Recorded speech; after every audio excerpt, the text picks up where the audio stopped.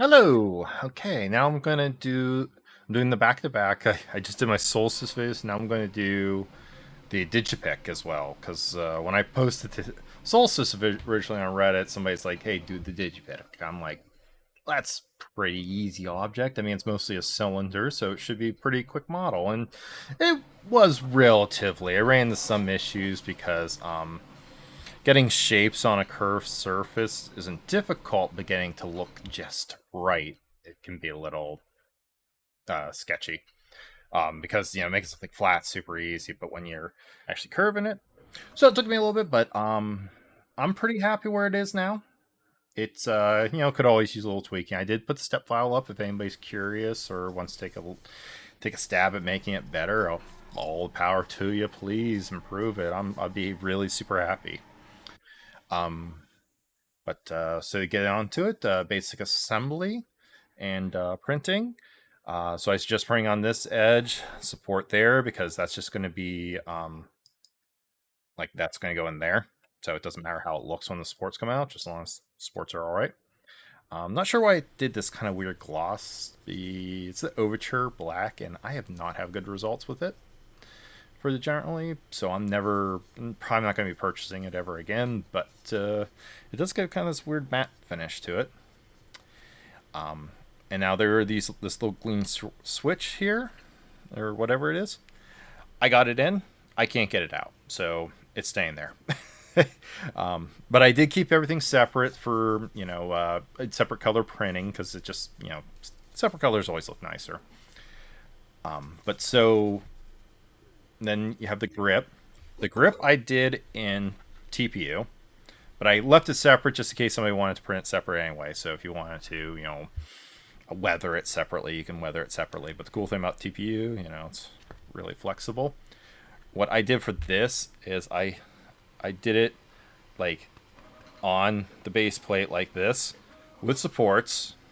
Never tried this much supports on TPU. It turned out all right.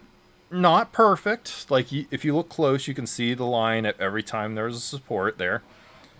But as far as TPU printing goes, like this was the surface it was on, and this is the surface the supports came off of. So you can see there's right there is the worst part I had on this. I am really impressed. I mean, this is my bamboo, so I know the profiles generally are pretty well done. The seam did go there. I should have manually did the seam on the inside. So that was some cleanup there. But overall, pretty good. Really happy with how this turned out. This is the one thing I was a little worried about. The lens ring, TPU as well. So it kind of has a flexible, rubbery feel to it. Now the other parts. This is I just called it locking cylinder because I didn't know what else I could call it. But this, you can see there's cutouts inside of there, so it's keyed. So this goes in there. Now mine came out a little looser than I meant it to be, but it's probably better because a lot of people do complain about my tolerances being too tight usually. So if it's loose for me, it should be tight for you. I mean, worst comes worst, you can put a little tape in there or something. Or I could make a little tighter version. It would just be increase this wall out a little bit. I left it hollow in case somebody want to use this as a little storage or something like that. You could just figured smuggling, whatever you want to call it. And this is like a weird flared ring. I don't know. Kind of reminds me of like a torch or something. Kind of weird, but so the idea is this goes onto this portion, and this is looks like a car lighter to me, but it was kind of a copper color in the game, so I did a copper color here. Push this in there. That keeps that on. Ideally, probably a little glue. I mean, as I said, usually that's pretty damn tight, so I don't know why it's so loose, but it could be the black PLA that I've always had problems with. So then you take the locking cylinder, and this is what I call the flange ring, so it kind of flares out. I put the tick marks on there but I didn't put the numbers because I just didn't know how well numbers would print. I mean, maybe on resin, yeah, print great. But when we're talking numbers that small, they just would not look very good. So I left those off. I did include them in the step file. I could make a graphic pack available if somebody wanted it. It's takes like wouldn't take very long. But so then you take this, and you can see this keying in there too. Put this together, and then you take the buttons. So the buttons have their own little thing you got to do to them. So these little slide buttons, and then they have a little red stripe. It's teeny tiny little stripe you print, but I kept it separate so it'd be easy so you can print a separate color and you don't have to paint it. You can see that just fits in, pressure fit. Look at that. Nice. I like that. I like that one. It's nice and simple. You can just do a dab of glue to make sure that's super in there, but friction actually keeps that in pretty nicely. So then you take this, and then you put it, you can see it lines up there. Just push that in. Of course, it's not going to work for me now, is it? Oh, another thing I did fix is in my version, I didn't give it enough room here because it overhanged a little bit. So I think that's where I'm running into the difficulty, but it does go in. It just takes a little, finagling to get it in. But I did enlarge that hole. That's, why we prototype. Let me get that in because, I had this fully together and I took it apart for the video. And it's not working with me. I'm sorry about this. If I get like that. Because yet again, I did make it bigger. And I could always sand this more, but anyway. Oh, there we go. See? But it pressure fits in all right, but yet again, probably a smidge of glue and should be really nice. So, and as I said, I enlarged this hole so you won't run into this difficulty I'm doing right now.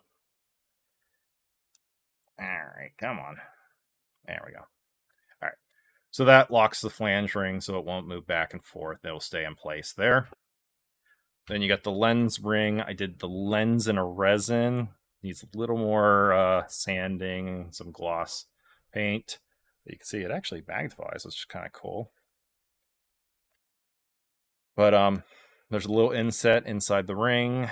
So this pushes the end to there. So it stays about the distance it's supposed to be from the original model. And that goes on top of that. Because it's TPU, it doesn't have much friction there. So smidge of glue might be necessary and it won't spin. But that will be a cap, which you can see has more storage space in there, which then it fits onto here. And that's that portion.